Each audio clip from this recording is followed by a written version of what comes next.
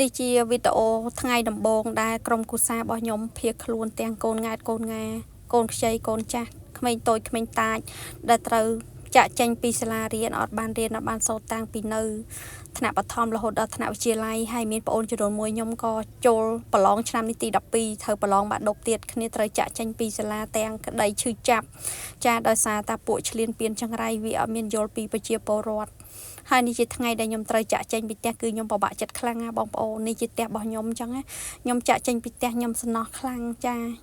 ខ្ញុំពិបាកចិត្តខ្លាំងហើយខ្ញុំអត់ចង់ចេញទេប៉ុន្តែម៉ែក៏ថាបើអត់ចេញអ្នកណាបើកឡានជូនកូនជូនក្មួយមក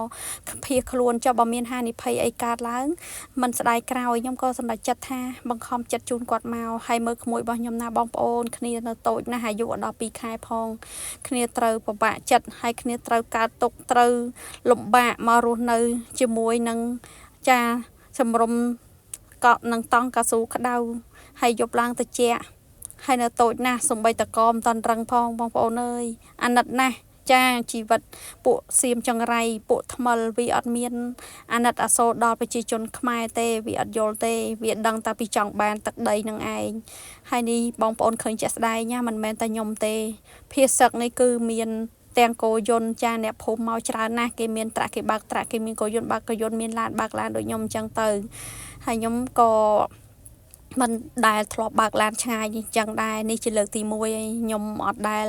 ខ្ញុំអត់ដែលបើកឡានទៅឆ្ងាយអញ្ចឹងទេប៉ុន្តែវាតលកលៈទេសៈគ្មានអ្នកណាមកបើកជូនយើងបានក្រៅពីខ្លួនឯងអញ្ចឹងណាអញ្ចឹងខ្ញុំសម្រេចចិត្តបើកតិចបងប្អូនអើយលំបាកខ្លាំងណាស់ចាខ្ញុំត្រូវតែហ៊ាន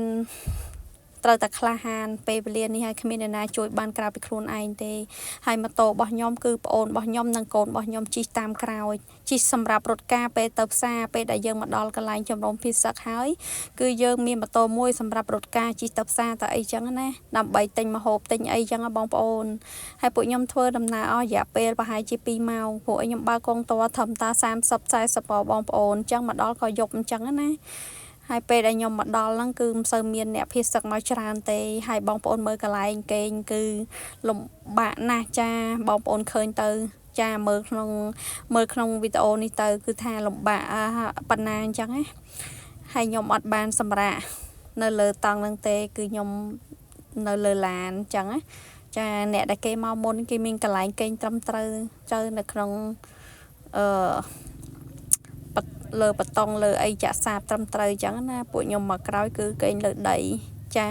ធ្វើមិនទេឲ្យតែបានកិច្ចឆ្ងាយពីកន្លែងដែលគ្រោះថ្នាក់ទៅហើយពេលនេះព្រឹកឡើងខ្ញុំបានទៅសួរចាយបងក្មួយដែលនៅភូមិស្រុកចិត្តហ្នឹងគាត់មកដែរអញ្ចឹងណាមកសួរថាបងឯងមកតាំងពីកាលអីមកតាំងពីកាលអញ្ចឹងជីវិតអ្នកជីដែនកំសត់ម្លេះទេលោកអើយលោកខ្ញុំត្រូវតែធ្វើវីដេអូមួយនេះដើម្បីទុកជាការចងចាំនិងរំលឹកឲ្យដឹងថាវាឈឺចាប់ណាស់ចំនួនឆ្នាំ2025នេះធ្វើឲ្យពួកខ្ញុំនឹងឆ្លងកាត់ភ័យរត់ចាក់ចេញពីផ្ទះពីសំបែងមករស់នៅទឹកដីគេចាមិនស្រួលទេបងប្អូនចាចាក់ចេញមានទាំងព្រះសង្ឃមានតាំងប្រសក់មាននេនចេញមកអស់ហើយពីវត្តពីវាយចាដើម្បីរកទីទួលសុវត្ថិភាពកំសត់ណាស់បងប្អូនមើលទៅបោះតង់ម្នាក់គឺបោះតង់ដូចជំរំសម័យឆ្នាំ79